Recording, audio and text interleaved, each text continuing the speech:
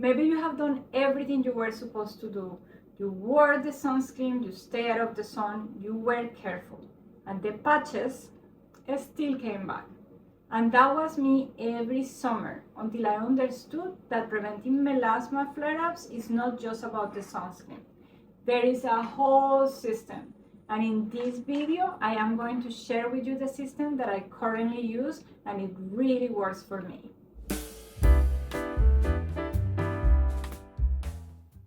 Before we get into it, if you're new here, hi, my name is Tana. I am 48 and I am on a mission to age as well as I possibly can.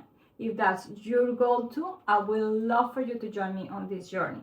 Welcome to Timeless Beauty Journal, where we explore everything about beauty, skincare, fitness, nutrition, healthy aging, and longevity strategies for women over 40 who refuse to surrender to looking and feeling old without giving a fight. As always, if you enjoy this kind of content, I would love for you to hit the like button and to subscribe. It shows me your support and helps me continue to create more content like this for you.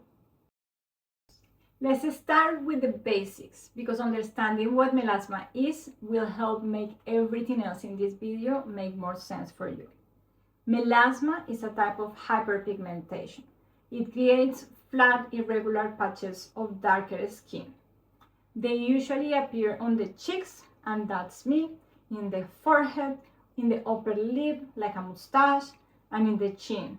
And it is triggered by a combination of factors including UV exposure, heat, hormonal fluctuations.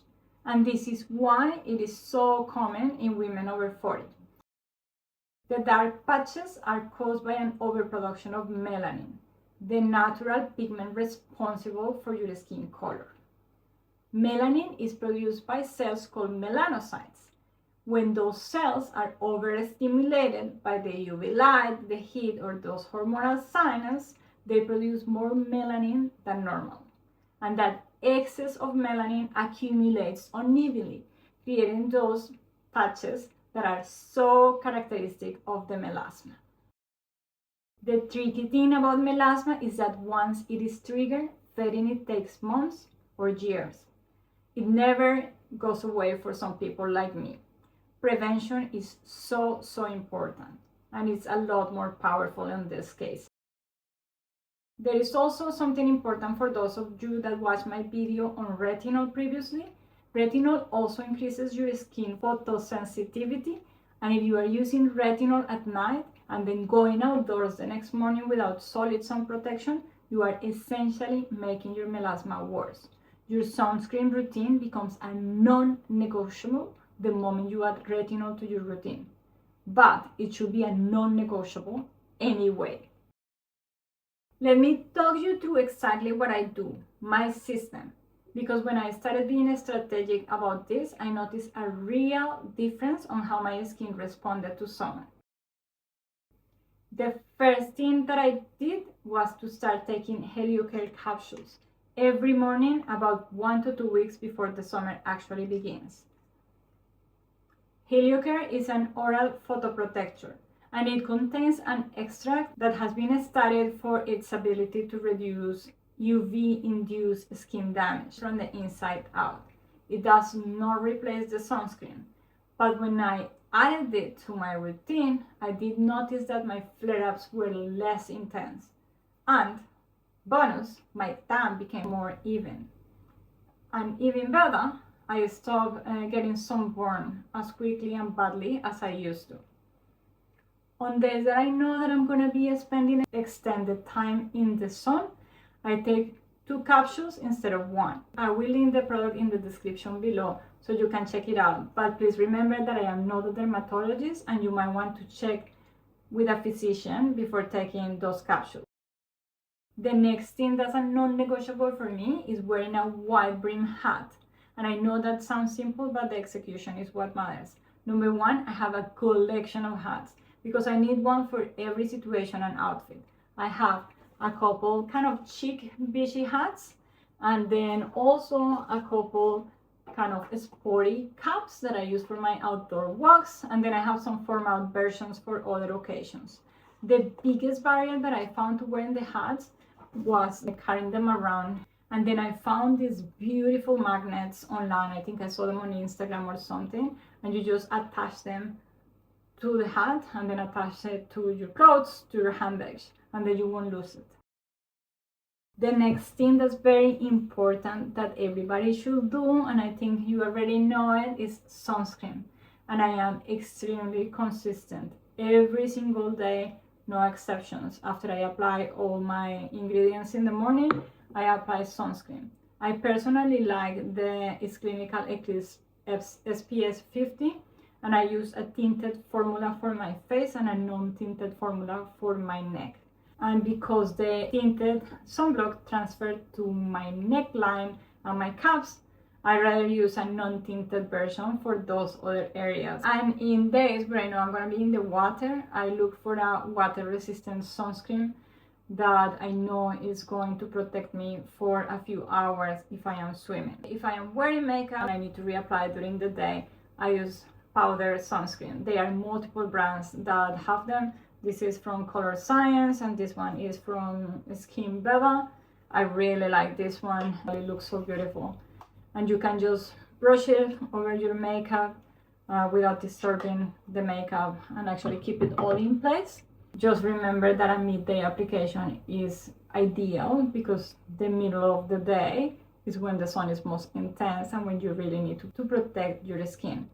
Many days I don't wear any makeup, so I'll just wear my normal sunblock, but if I feel a little bit shiny, I'll just put a little bit on top. And when I am at the beach, I always make sure to bring an umbrella. The sunscreen is not going to be enough if I am sitting under the sun for hours.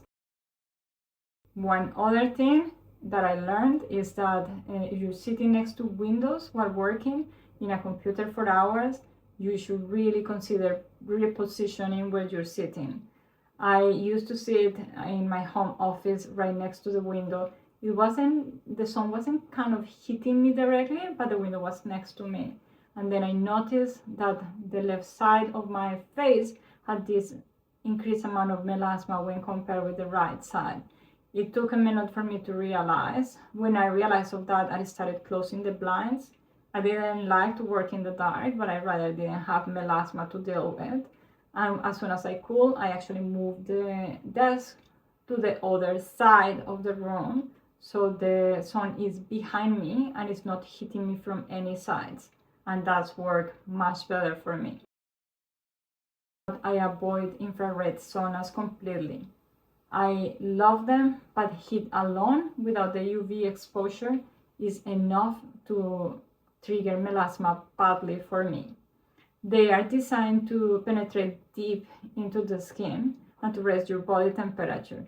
And that has been enough for me to have really bad melasma flare-ups. If you love them too, I would say just pay attention to how your skin reacts when you use them. Beyond your daily sun protection routine, there are 2 skincare ingredients that are particularly effective at preventing melasma from worsening, and they are part of my system every day. Number 1 is vitamin C. It's an antioxidant that can inhibit an enzyme responsible for melanin production in the skin. And when you apply vitamin C in the morning under your SPF, you are creating a double layer of defense. The antioxidant neutralizes the free radical damage caused by the UV exposure, and it actively slows down the pigmentation process at the same time. And number 2 is niacinamide, which is a vitamin B3.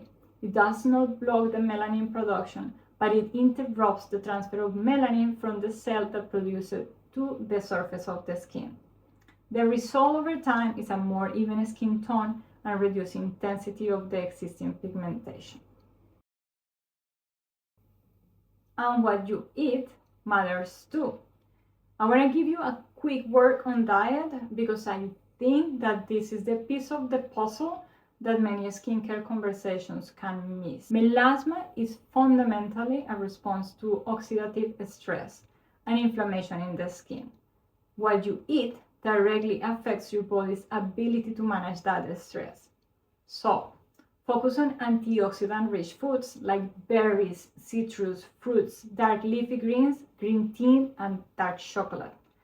Those support your skin's internal defense against oxidative damage caused by UV exposure. Omega-3 fatty acids that are found in salmon, sardines, walnuts, and flaxseed help reduce skin inflammation and make your skin more resilient overall. Think of them as an inflammatory support from the inside out. And on the flip side, alcohol is a vasodilator. This means that it will increase blood flow and heat in the skin. In a hot summer day, alcohol can amplify that heat response that triggers the melasma. I am not saying that you cannot enjoy your summer, but being mindful can make a real difference. And of course, hydration. A well-hydrated skin has a stronger barrier and handles UV stress better than a dehydrated skin. Let me leave you with a quick recap before we go. Prevention beats treatment every time with melasma. The goal is to stop the triggers before they fire with a system that goes beyond the sunblock alone. Remember, from the inside, start the heliocape captures about 1 to 2 weeks before the summer.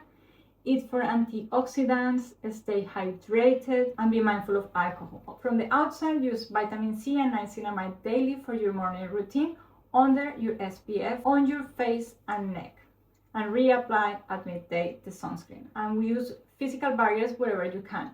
Hats, an umbrella at the beach, shadow wherever you are. Stay away from the window. And lastly, pay attention to your personal triggers. And let me know if you would like me to prepare a guide or a summary for this system so you can download it in the future. If enough of you want it, I will do it for you. And if you like this video, I think you're going to enjoy what's coming up next.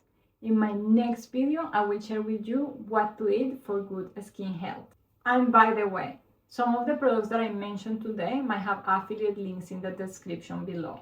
If you buy through them, I might earn a small commission at no extra cost to you. As always, I will only share with you the products that I genuinely use and that I believe in. One more thing before we go. I would love to know, do you currently deal with melasma? Do you have it under control? Are you trying to prevent it? Or do you have someone in your life that has it?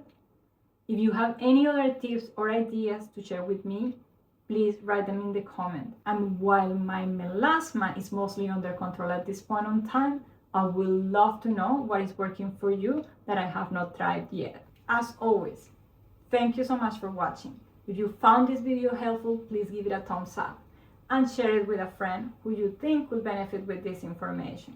And if you're new here, I would love for you to subscribe. I look forward to seeing you in the next one.